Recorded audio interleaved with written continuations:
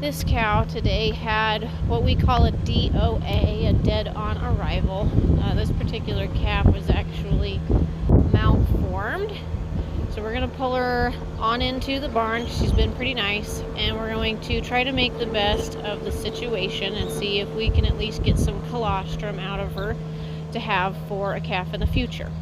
So colostrum talk today while we're doing this.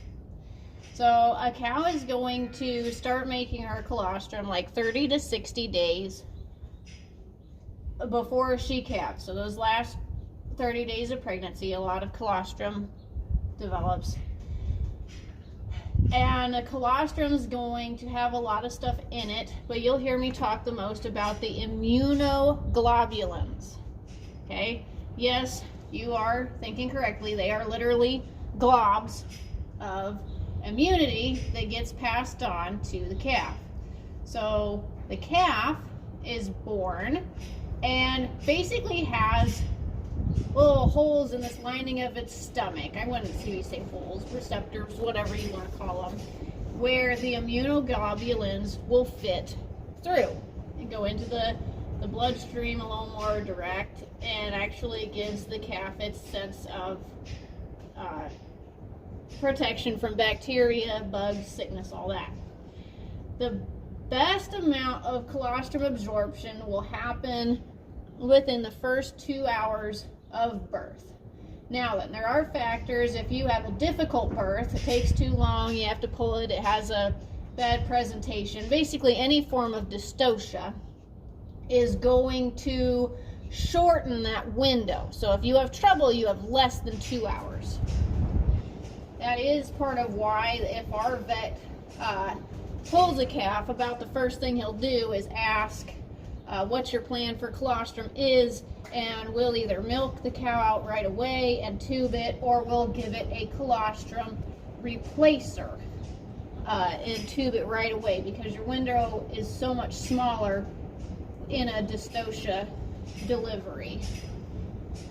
Now, my parents used to have dairy cows back when us kids were real little, and I know that you can measure the quality of the colostrum,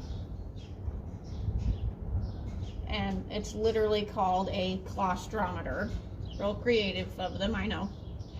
I do not have one yet, but it's on my buy list, things I want, so that when I do have a case or an opportunity like this where I can milk out a cow, we can actually test the colostrum that way and see how good a stuff it is. We've already done some of the passive transfer testing, and that is actually when you pull blood out of the calf like 24 to 48 hours after it's born, and you can actually run the blood through the lab and test and see what their immunoglobulin count is in their bloodstream. And I would have to go and look back at a bunch of my paperwork. It's been 2 years since we did that. But basically, you have calves that fail, you have calves that are fair, you have calves that test good, and calves that test excellent. And if any of you want to kind of see those results and get some more information about that, you're welcome to leave me some comments and ask. I'm always up for more questions and more. And just in case you're wondering, no, I do not milk out every cow that loses a calf, but if they're decent to work with, if I have time that day, things are going well. I wouldn't say today has really gone well so far, but I have the opportunity. And in her particular case, she was already on my list of cows to get rid of.